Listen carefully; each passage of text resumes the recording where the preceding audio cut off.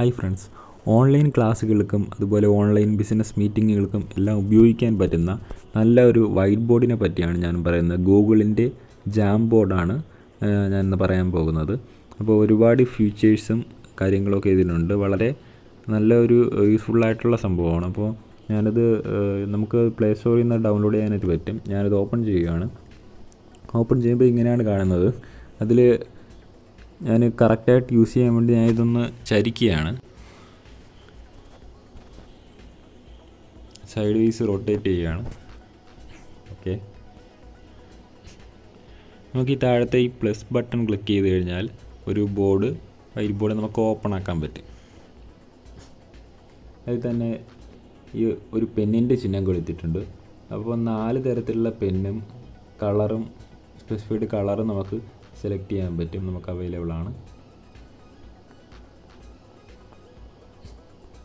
4 തരത്തിലുള്ള പെന്നും 4 രീതിയിലുള്ള അക്ഷരങ്ങളാണ് നമുക്ക് കിട്ടുന്നത്. ഇത് കുറച്ചുകൂടി ബോൾഡാണ്. ഓരോന്നും ഒരു പ്രത്യേക രീതിയിലുള്ള അക്ഷരങ്ങളാണ് കിട്ടുന്നത്.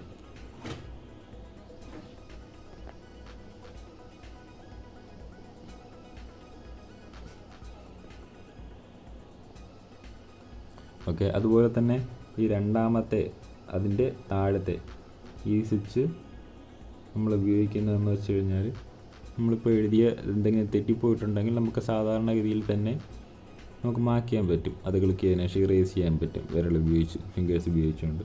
അല്ലാന്നുണ്ടെങ്കിൽ ബോർഡ് മുഴുവനായിട്ട് മാറ്റണമെന്നുണ്ടെങ്കിൽ ഒന്നുകൂടി ക്ലിക്ക് ചെയ്ത് കഴിഞ്ഞാൽ ടാപ്പ് ചെയ്ത് കഴിഞ്ഞാൽ ക്ലിയർ എന്ന ഓപ്ഷൻ ഉണ്ട്, മുഴുവനായിട്ട് മാറ്റാം.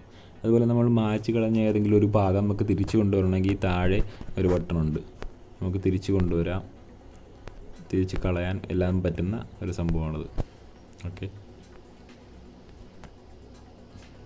അതിനുശേഷം അതിൻ്റെ താഴെയുള്ള ഒരു ഓപ്ഷൻ ഉണ്ട്. ഇപ്പോൾ നമ്മൾ എന്തെങ്കിലും ഇങ്ങനെ വരച്ചു, അതിൻ്റെ കുറച്ച് ഭാഗം മാത്രം നമുക്ക് ഡിലീറ്റ് ചെയ്ത് കളയണമെങ്കിൽ ഈ താഴത്തെ ഓപ്ഷൻ ഉപയോഗിക്കാം. നമുക്കിങ്ങനെ കറക്റ്റ് സെലക്ട് ചെയ്തതിന് ശേഷം അവിടെ സെലക്ഷൻ്റെ സൈഡിൽ ഒരു 3 ബട്ടൺ വരും. അതിൽ ക്ലിക്ക് ചെയ്ത് ഡിലീറ്റ് ചെയ്ത് കളയാം. നമുക്ക് ഒരു സ്പെസിഫൈഡ് ആയിട്ടുള്ള പാർട്ട് ഡിലീറ്റ് ചെയ്ത് കളയണമെങ്കിൽ ഇത് നമുക്ക് ഉപയോഗിക്കാൻ പറ്റും.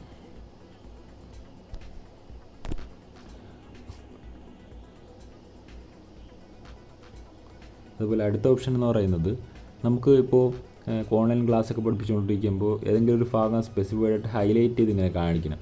അപ്പോൾ അങ്ങനെ ഉപയോഗിക്കാനുള്ള ടൂളാണ് ഈ 4ാമത്തത് ഹൈലൈറ്റർ ടൂൾ. നമുക്ക് ഏതാണ് ഹൈലൈറ്റ് ചെയ്ത് കാണിക്കേണ്ടത് അവിടെ കൂടി ഒരു വര കൊടുത്താൽ മതി. ഒരു വര വന്നതിന് ശേഷം ഒരു 2 സെക്കൻഡ് കഴിഞ്ഞ് ഉടനെ അത് തിരിച്ചു പോവുകയും ചെയ്യും, തനിയെ തന്നെ മാഞ്ഞു പോകും. അതാണ് സംഭവം.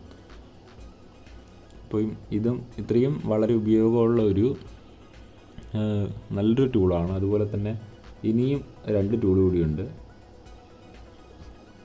അത് ആദ്യത്തെ നമ്മുടെ പെൻ ബട്ടണിൽ പോവുക. പെൻ ബട്ടണിൽ പോയതിനു ശേഷം താഴെ അസിസ്റ്റീവ് ഡ്രോയിങ് ടൂൾസ് എന്ന് പറയുന്നിട്ട് ടൂൾസ് ഉണ്ട്.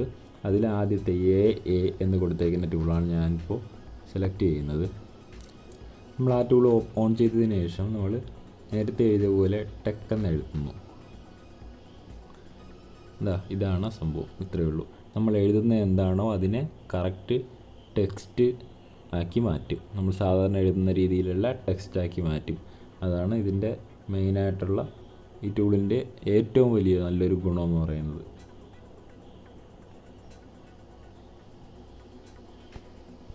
ഇതൊക്കെ നമുക്ക് ക്ലാസ്സുകളിലൊക്കെ വളരെ ഉപയോഗപ്രദമായിട്ടുള്ള സംഭവമാണ്. നമുക്ക് നല്ല രീതിയിൽ ഉപയോഗിക്കാനായിട്ട് പറ്റും. അതുപോലെ അതിൻ്റെ അടുത്ത ടൂളെന്ന് പറഞ്ഞാൽ അതിൻ്റെ സൈഡിൽ അസിസ്റ്റീവ് ഡ്രോയിങ് ടൂൾസ് ചാനൽ 2ാമത്തെ ടൂളുണ്ട്.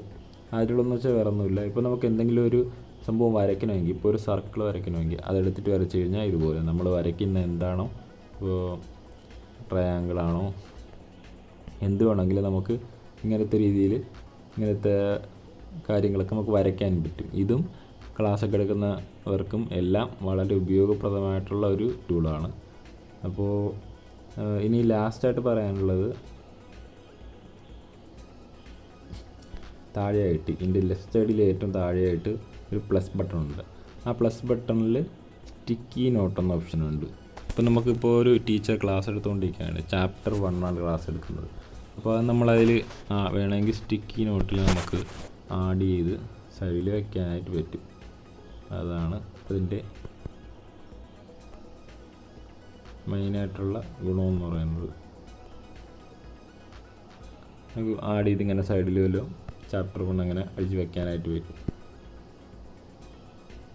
അതുപോലെ തന്നെ അതിൽ നമുക്ക് ക്യാമറ ഡയറക്റ്റ് എടുത്ത് നമുക്ക് ഫോട്ടോ എടുത്ത് ഇതിലാണെങ്കിൽ ആഡ് ചെയ്യാം. അതുപോലെ തന്നെ ഇമേജ് ലൈബ്രറി, നമ്മുടെ ഗാലറിയിലുള്ള ഏതെങ്കിലും ഒരു ഇമേജ് വേണമെങ്കിൽ ഇവിടെ നമുക്കെടുത്ത് കാണിക്കാനായിട്ട് പറ്റും. നമുക്ക് ഇത്രയും കാര്യങ്ങളാണ് ഇതിൻ്റെ ഫീച്ചേഴ്സ് എന്ന് പറഞ്ഞാൽ. വളരെ നല്ല ഫീച്ചേഴ്സാണ്. നമുക്ക് ഓൺലൈൻ ക്ലാസ്സിനോ ബിസിനസ് മീറ്റിങ്ങുകൾക്കോ എല്ലാം നല്ല രീതിയിൽ ഉപയോഗിക്കാൻ പറ്റുന്ന ഒരുപാട് ഫീച്ചേഴ്സ് ഇതിനുണ്ട്. അപ്പോൾ എല്ലാവരും ഒന്ന് ഉപയോഗിച്ച് നോക്കുക. അപ്പോൾ ഇതിങ്ങനെ ഉപയോഗിച്ചതിന് ശേഷം നമുക്കിപ്പോൾ സൂം മീറ്റിംഗ് എന്തെങ്കിലും നടക്കുന്നുണ്ടെങ്കിൽ സ്ക്രീൻ ഷെയർ ചെയ്ത് കഴിഞ്ഞാൽ ഈ കാര്യങ്ങളെല്ലാം കറക്റ്റായിട്ട് അവർക്ക് കാണാൻ പറ്റും. പിന്നെ വേറൊരു കാര്യമുള്ളത്, ഇപ്പോൾ ഇത് ഇവിടെ നമുക്ക് നടുഭാഗത്ത് നോക്കിയാൽ മനസ്സിലാവും ഇത് ഒന്നാമത്തെ സ്ക്രീനാണ്. ഇനി നമുക്ക് ഇതിൻ്റെ കൂടെ തന്നെ അടുത്ത് രണ്ടാമത്തെ ഒരു സ്ക്രീൻ സ്റ്റാർട്ട് ചെയ്യാൻ പറ്റും. അതിൽ നിന്ന് നമുക്ക് എന്തെങ്കിലുമൊക്കെ എഴുതാം. വീണ്ടും മൂന്നാമത്തെ സ്ക്രീൻ സ്റ്റാർട്ട് ചെയ്യാൻ പറ്റും. നമുക്ക് കുറേ കാര്യങ്ങൾ ഒന്നിച്ചൊക്കെ ചെയ്യണമെന്നുണ്ടെങ്കിൽ നമുക്ക് തീർച്ചയായിട്ടും കണ്ടോ ഓരോ സ്ക്രീനിൽ കാണാനായിട്ട് പറ്റും. അടുത്ത് വേറൊരു നല്ലൊരു ഫീച്ചർ ഉള്ളതെന്ന് വെച്ചാൽ ഞാൻ ഒന്നുകൂടി തിരിക്കുകയാണ്. ആ ഫീച്ചർ കാണിച്ചു തരാൻ വേണ്ടിയിട്ടാണ്.